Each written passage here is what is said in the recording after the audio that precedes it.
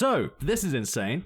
So this is a Sky News article. I'm going to read it in full just because the title's brilliant. Hitler-inspired boy planned terror attack at mosque and pretended to convert to Islam to gain access.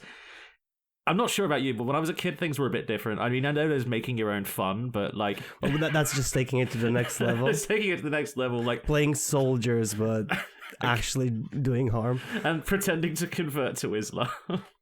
Now, this teenager cannot be named for legal reasons. He is 16 years old, but he is pleading guilty under the Terrorism Act at the High Court in Glasgow.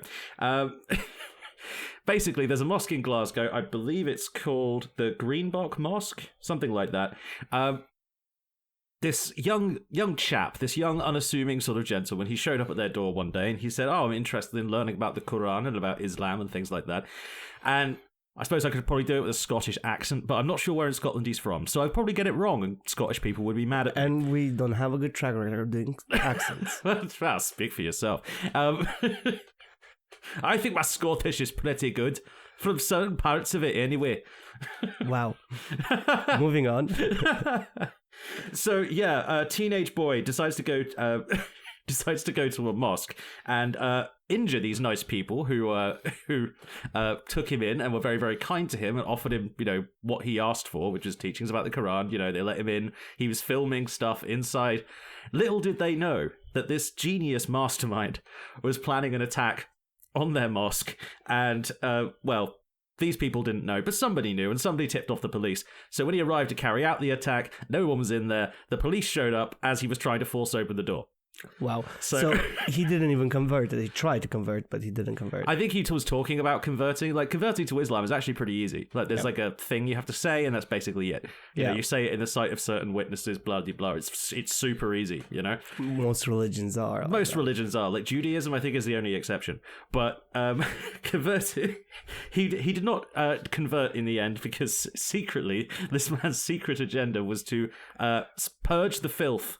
Basically purge the filth from the streets of Glasgow by shooting them with, and I quote because this is what was found in his bag, a BB gun. A BB gun. Yes. Yes, I know. It is not going to work, is it? No, it is not.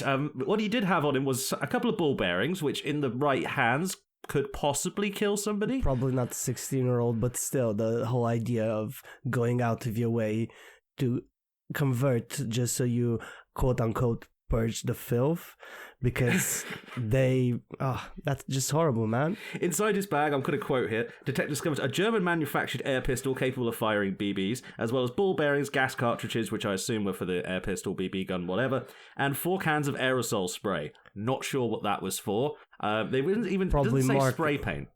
It doesn't say spray paint, which is interesting. So what kind of aerosol spray was it? Was he going to, torch some things and literally flamethrower his way through? I mean, his clear intent was to do harm, so... Oh, his clear intent was to do harm. It's just, at least... I'm so glad that teenage Hitler is just as shit as regular Hitler and actually doing this stuff, Oh, wow. Well, Hitler... Hitler was way more successful, but he was he got his shit stomped as well. Which is good.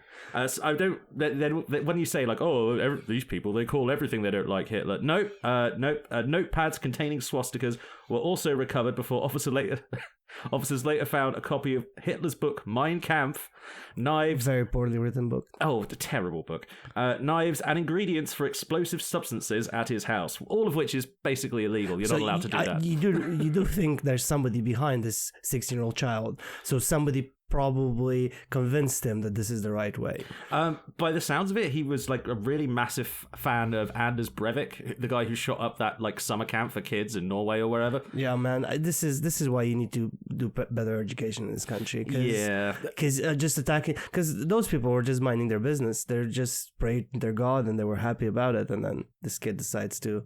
Oh, yeah, wow. I mean, this is from the Imam right here.